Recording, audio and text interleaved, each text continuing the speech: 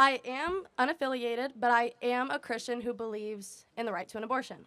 And a lot of the things that you were talking about with her, I really had a lot of answers for that. So the reason I actually wrote this down on a notebook, of course, I was prepared. So the reason why I believe the right to an abortion, why just anyone, if you feel that's what you need to do, then you should do it.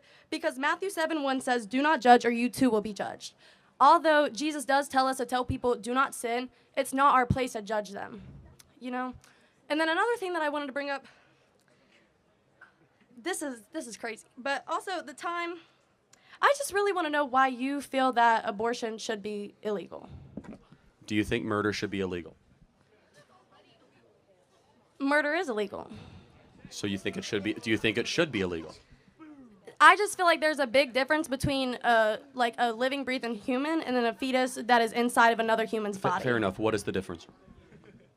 The difference is a fetus is inside of the body. You know what I'm saying? Like a fetus, it can't live on its own. Got it. So let's go through a couple questions there. Okay. Why does somebody's location determine their moral worth?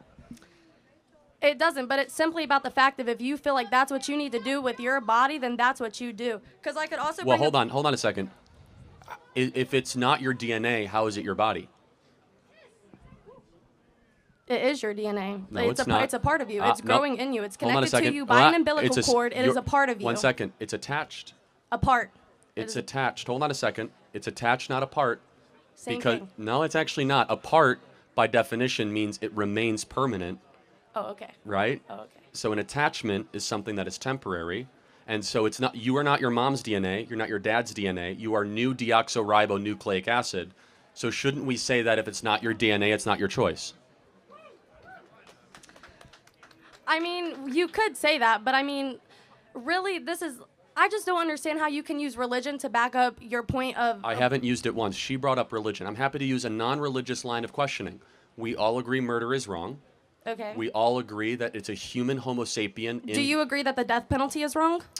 Well, no, I'm actually in support of the death penalty because people do something that justifies that, but that's a separate issue because the baby in utero did not go... So what about the people who could possibly be proved innocent who have been awaiting their death sentence? Fair enough. That's a good argument, but it's separate, right? So there's been about 31 exonerations of post-humulus people that have been exonerated of the death penalty. We're talking about a baby that did nothing wrong except exist. Okay. In utero. And there's about 1.5 million of them that just get discarded every year. So we agree murder is wrong. We agree it's a homo sapien, meaning it's a human being. Therefore, murder is the forcible termination of a homo sapien. Therefore, shouldn't abortion be wrong and illegal? I still feel like it really, okay, for example... But prove to me why. You use an ABC logical equation, right? So tell me under what standard, therefore, very simple, right? You're in college, you guys do this all the time, right? I hope so. So use an ABC, right? Aristotelian logic, whatever you want to use. Use an ABC sequence for me. My reasoning why I believe that abortion should be legal is because of instances like rape and incest, but I already know that your belief on that because you've already stated that if your daughter were to be raped at 10 years old, you would make her give birth to the baby. Well, the baby would be delivered, and let me tell you why. And so, but first of all, let me try to find common ground. Okay. If I say we will make rape and incest abortions legal and get rid of all the other abortions, would you agree with that? Can you repeat that? I'm so sorry. If I say that we will allow abortions to continue for rape and incest life of the mother, but all other abortions should be illegal, which is 99.4% of the time, can we make those 99% of abortions illegal? Yeah, see, I don't believe that abortion should be used as a form of birth control. So 99% of the time it is. That's all that we're debating in the country right now. So Charlie Kirk's position is a very fringe minority. People are talking about still exceptions, so we should get rid of 99% of abortions. Yes, but at the same time... So you're actually not that pro-choice, actually. But I am, because I feel like there's no way to kind of divide the basis of like what abortion is being used as birth control and what abortion is being used. Oh, it's totally easy, actually. I mean, so you could tell through a DNA test if it's an incest baby. Mm-hmm. You could tell if it's rape because they have to file a police report. And you could tell life of the mother based on an OBGYN analysis. So okay, so then if it's that easy, then why have we not done that? Oh, because the American people don't support it. Because abortion is popularly supported as a form of birth control. That's why. So your position is actually a very rational one, and I respect you for it. 99% of all abortions are done just because people want the baby gone. 99%. That's not Charlie Kirk's numbers. That's the Guttmacher Institute, which was funded by Planned Parenthood. Okay.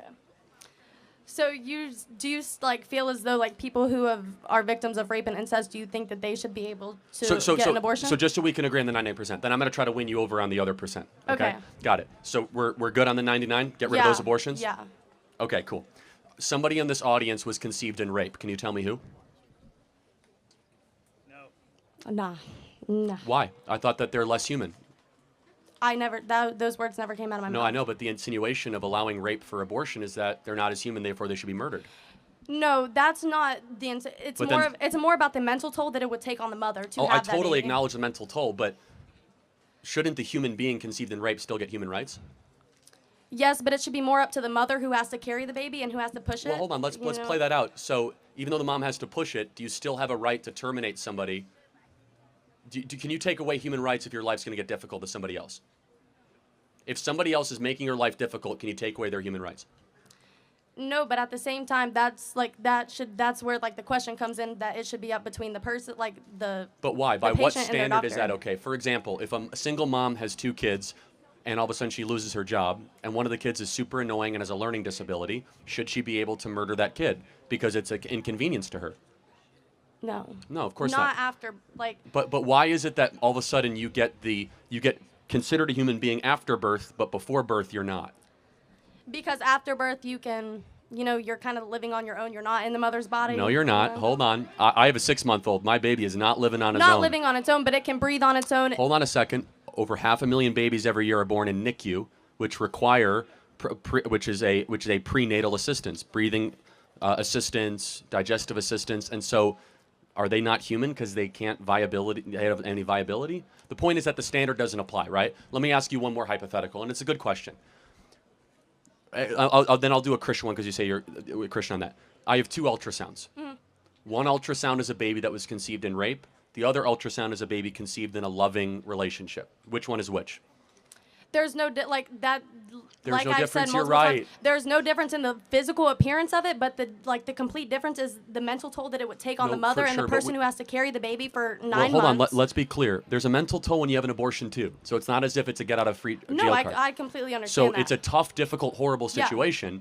But shouldn't we be that the worst outcome after an evil is to just murder the being? Yeah. No. Why punish the baby for the crime of some guy that raped the mother? Why all of a sudden have 2 victims unnecessarily? Well, okay, let's say the mother who is raped births the baby. What if she hates the baby? Like, what if she just cannot care for the baby? Like, what if the baby comes out and she hates the baby because she got raped? Well, there are 2 million families right now waiting to adopt children. Okay. So put it up for adoption. There are 2 million loving families that can't find kids. I just find that very interesting because the adoption process is actually very difficult in America. It is difficult. We can make it easier, but again, the issue is that there is a demand of families that want the babies. Okay, and my last question that you had started to answer, but you didn't answer what you said you were going to, was why, if your daughter were to be impregnated by rape, why would you force her to have the baby? Well, first of all, because we don't murder in our family. Okay. Would you murder in your family? No, but at the same time, I've done a little bit of research, and I just wanted to let you know that the chance of a 10-year-old surviving giving birth, and her baby, the full question was if is below 10%. So in reality, if you want your child to have a baby at 10 years old, you're not pro-birth. You're not pro-life. You're pro-birth. Okay, again, to be very clear, I said if there was no issue with the mother's health.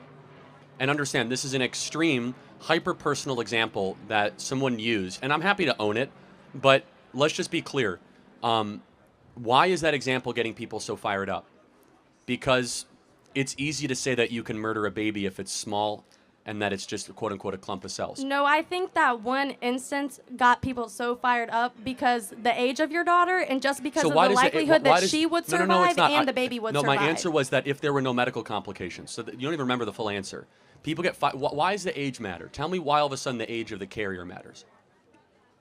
Because that improves the infant mortality rate. Like the older you are, the more likely you are to be able to carry a baby to term. No, I know, but the younger you are, the higher the infant and mother mortality rate goes. I said with no other medical issues though. But why? I'm curious though. Because with age comes medical issues with birth. I said with no other medical issues, though, so you have to understand the preface there. I want to understand, though, maybe you can help me understand, why the women of America are so enthusiastic about the right to be able to kill preborn babies. What is the help me understand? I think it's more of just the ability to be able to do what you feel is necessary Bingo, for your body. I think that's right. It's narcissism. I think you're totally right. It is weaponized medical narcissism. I'm in charge of the world. No, I'm in charge of my body. Not in charge of the world, but of my body. Makes sense. So even though it's not your body and it's a different body in you, I'm the most important thing in the, and that makes sense because you just connected the dots. We have the most narcissistic female generation in history, and abortion is the culmination in that. Thank you for connecting the dots. Thank you. Thank you.